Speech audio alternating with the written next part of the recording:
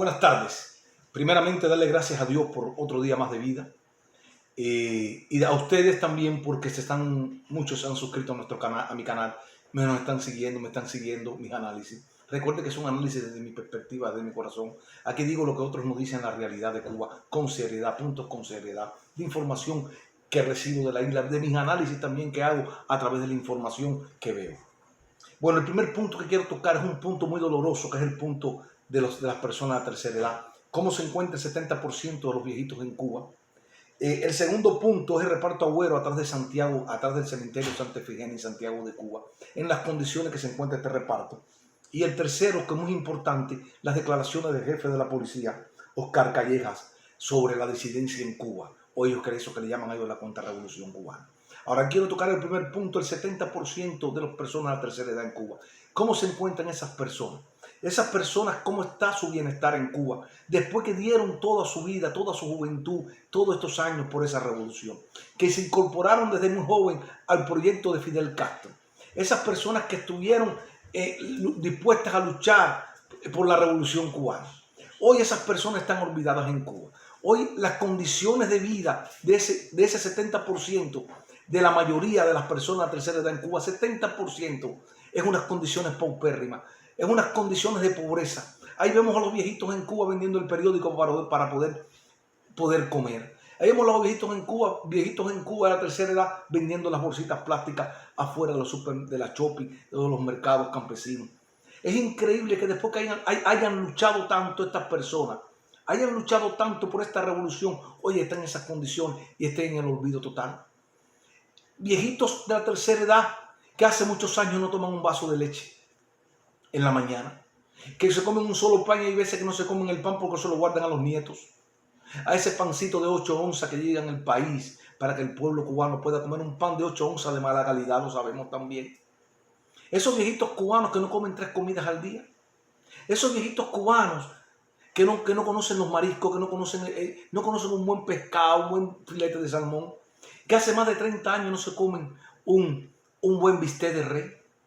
¿Qué ha pasado con este sistema que se ha olvidado de estas personas? Que el bienestar de estos viejitos, ¿por qué? ¿Dónde está? ¿Por qué lo han metido a la oscuridad de la nación cubana? Basta ver las calles del país, cómo están nuestros viejos cubanos. Le abrieron unos comedores de pantomimas allí para hacer pantomima. Pobrecitos los viejitos, no pueden ni comer con calidad allí. Hay veces que la comida es arroz y frijoles nada más. O le echan un picadillo que ni se sabe ni de qué es el picadillo, que se lo echan a los perros, no pueden comérselo los perros. Han condenado a los viejitos cubanos al olvido total. ¿Por qué razón? ¿Cuál es la razón que estos tipos han hecho una eutanasia en vida a nuestros viejos cubanos? Tenemos que levantar la voz de veras, sinceramente. ¿Dónde está el dinero que deja el turismo? ¿Dónde está el dinero de 620,000 cubanos que fueron a la isla el año pasado? Con esa gran derrama económica de millones de dólares. ¿Dónde se quedan esos dólares? En las arcas de los gobernantes. ¿Dónde se quedan? En las arcas, en la infraestructura turística que ellos hacen. O en la represión, que lo vamos a tocar en el tercer punto. De ahí se queda el dinero que no pueden atender a nuestros viejos cubanos.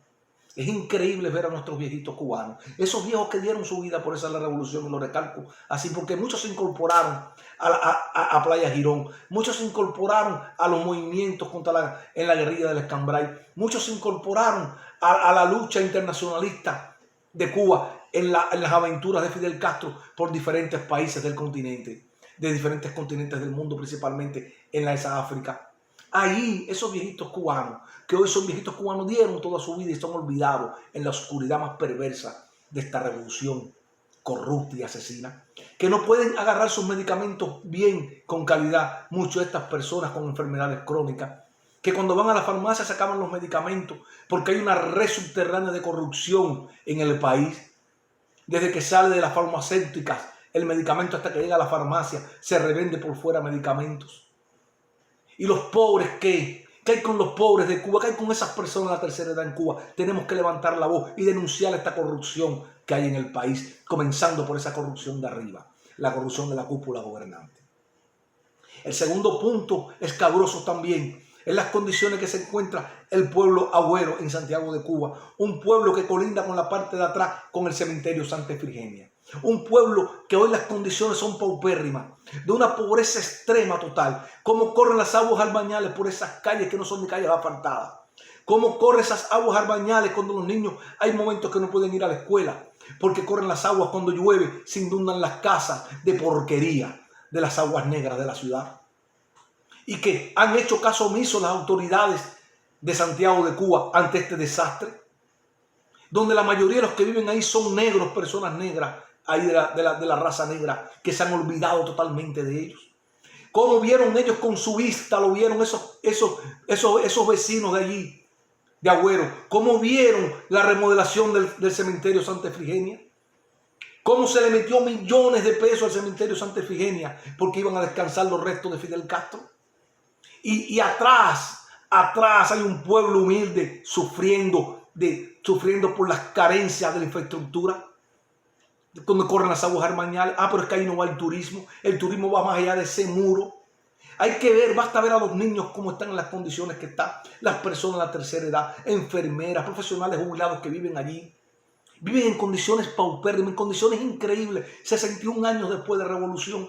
¿Cómo nos vamos a dar ese lujo? Con ese Santiago de Cuba, donde comenzó el movimiento revolucionario cubano, donde más han apoyado a la revolución cubana los santiagueros, y han sido los más olvidados los orientales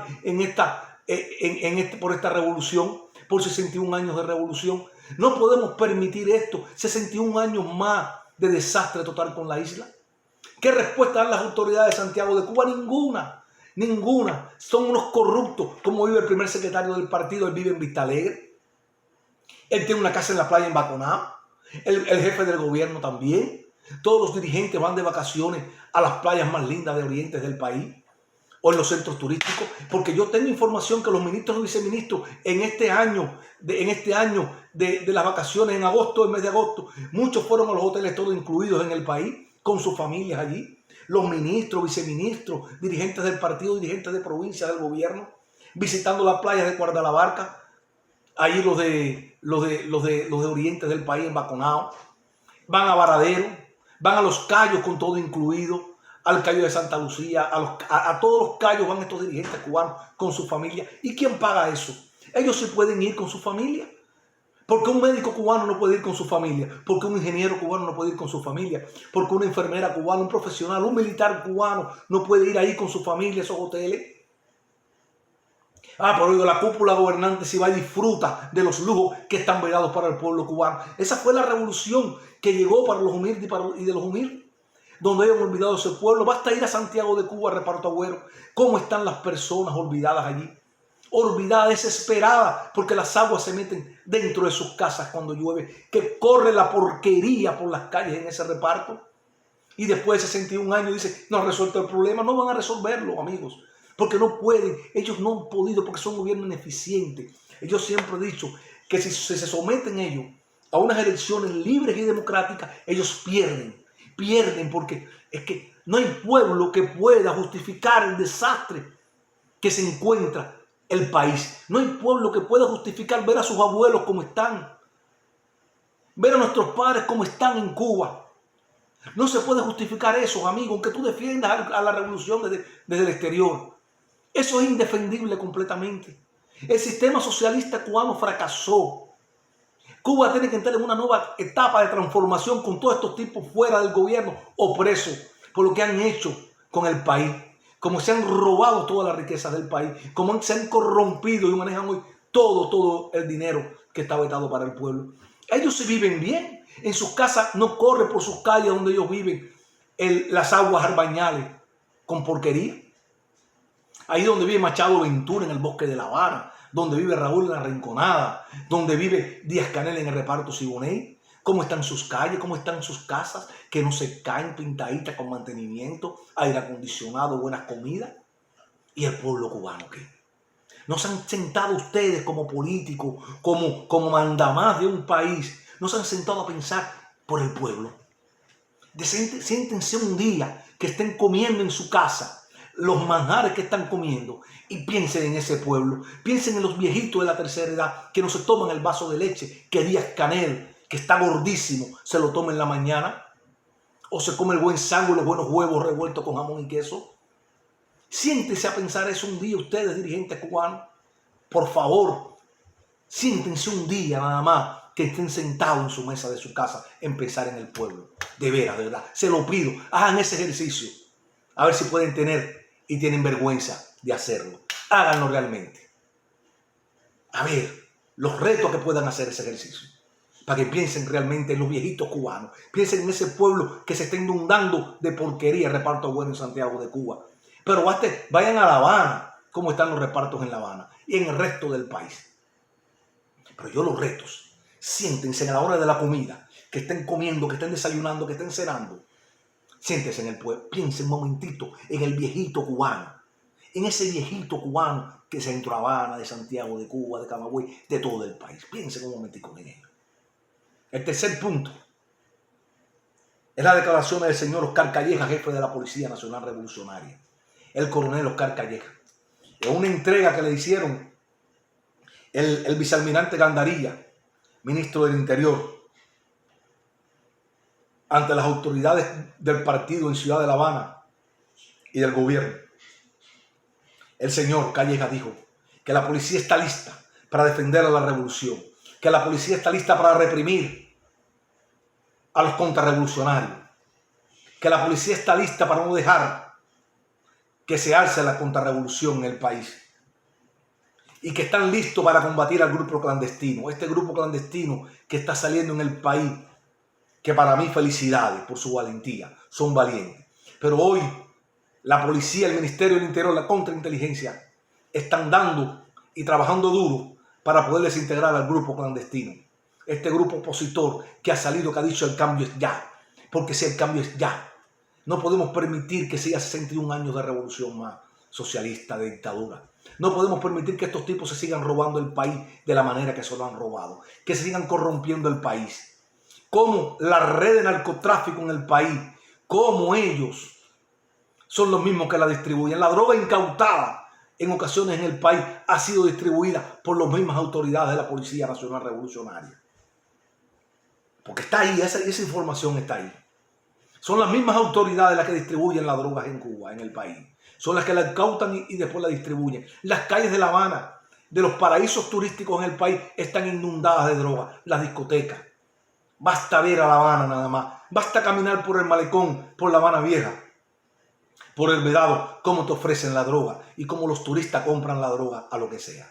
Porque hay una red de narcotráfico en La Habana, Cuba y en todo el país, corrompiendo a la juventud, enfermando a la juventud. Peor que cuando estaba Ochoa y cuando estaba Tony de la Guardia. Ha sido peor esto. Pues el coronel Calleja, el coronel dice que va con todo contra la revolución, que no van a permitir que se alce la contrarrevolución en el país. Para eso tienen un equipo sofisticado de equipos antimotines en el país. 620 mil cubanos fueron de la diáspora a visitar el país. 620.000, la mayoría fueron de los Estados Unidos, dejando una derrama económica para estos tipos, dejando una derrama económica para que compren en el exterior los equipos antimotines y los equipos sofisticados para vigilar a través de las redes sociales al pueblo cubano, a través de los paparazzis que andan por ahí, de Pedrito el Paquetero, de paparazzi cubano, que por ellos están monitoreando la opinión del pueblo, por ellos están viendo lo que está diciendo el pueblo y piensa el pueblo cubano. Esta cosa tan extraña que está haciendo Pedrito el Paquetero y el otro y el otro y el otro. No sé hasta qué punto de colaboración tengan ellos con las autoridades cubanas, con la dictadura cubana. No quiero, ojalá que no, pero está muy extraño esto que está sucediendo con los paparazzi cubanos. Está muy extraño esto. Ya vimos el primer paparazzi cubano, ese que andaba por ahí, es un agente de la contrainteligencia cubana.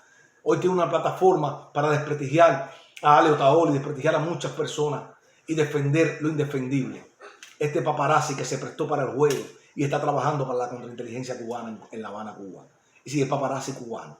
Ese es un miserable, es un traidor.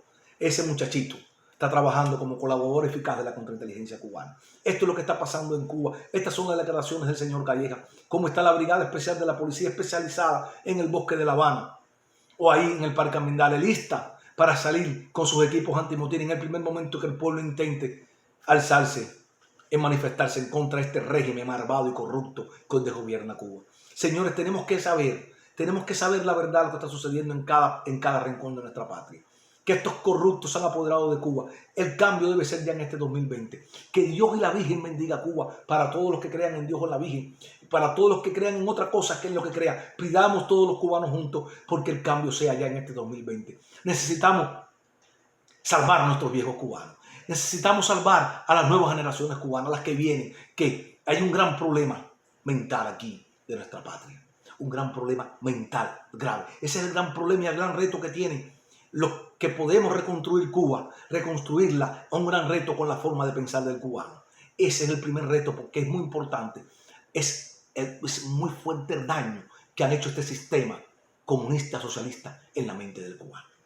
Señor, Dios bendiga a Cuba, Dios los bendiga a todos ustedes. Y como decía mi amigo, el difunto periodista Camargo, Cuba primero, Cuba después y Cuba siempre. Y decirle, Dios bendiga a Cuba hoy, mañana y siempre. Los estimo, amigos, y los queremos mucho. De veras, viva Cuba libre.